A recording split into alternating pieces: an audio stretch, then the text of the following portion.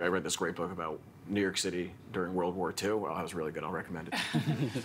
Like so many men, when Jordan Thomas, Justin Diamond, and Armand Ramnath pick up a book, it's usually nonfiction.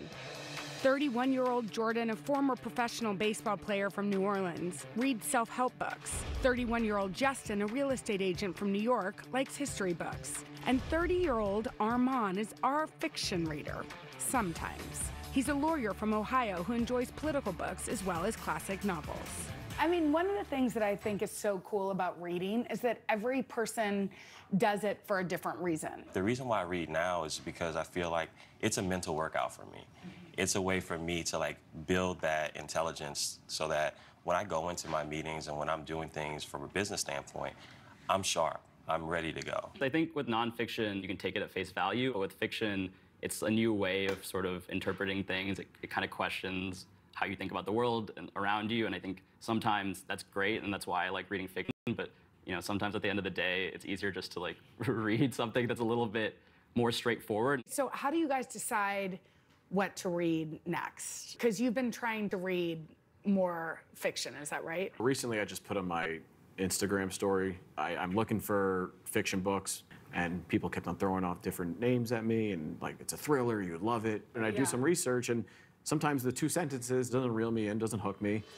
I wanted to encourage the gentleman to try out more fiction. Hi, Amor. But first, I thought I'd bring in a professional to get his take on why fiction is worth our time. So I called New York Times bestselling author Amor Towles.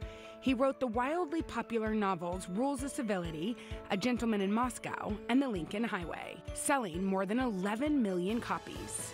Why do you think it's important that we read fiction? When we read a well-written novel, we become so bound up in the life of the main character or the main characters that you see this when someone's reading in your room. If something funny happens in the book, they laugh out loud. Yeah. Or you can turn and they're crying while they're reading because they're so wrapped up in the emotional setback of the character. And when the character has a victory, they're like, yes! Exactly. That's a very powerful means in which we build empathy. We start to see the world differently. And a lot of men will say to me, I like to read nonfiction because I learn something. Yeah. And the best of literary fiction.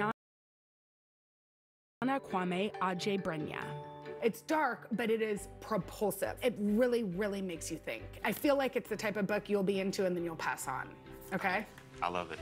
For Justin, who likes history books, I recommended Amor's book, The Lincoln Highway. Think kind of like Odyssey-like. And it goes all along the Lincoln Highway across our country. This is great. My mother-in-law has been trying to get me to read this for the last 2 months.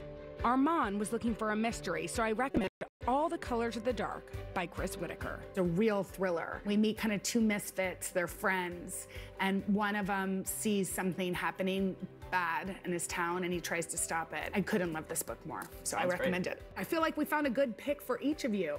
We're gonna start a book club.